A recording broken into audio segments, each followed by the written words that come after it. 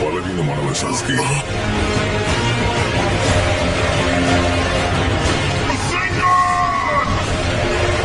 உன்னோட கதையை முடிக்கிறதுக்கு தான் நான் வந்திருக்கேன். இந்த உலகத்துக்கு வலிமை என்னன்னு காட்டுறேன்.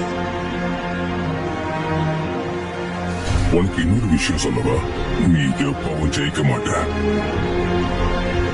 வெளியவா நைன் டேஸ். பரவாயில்லையே.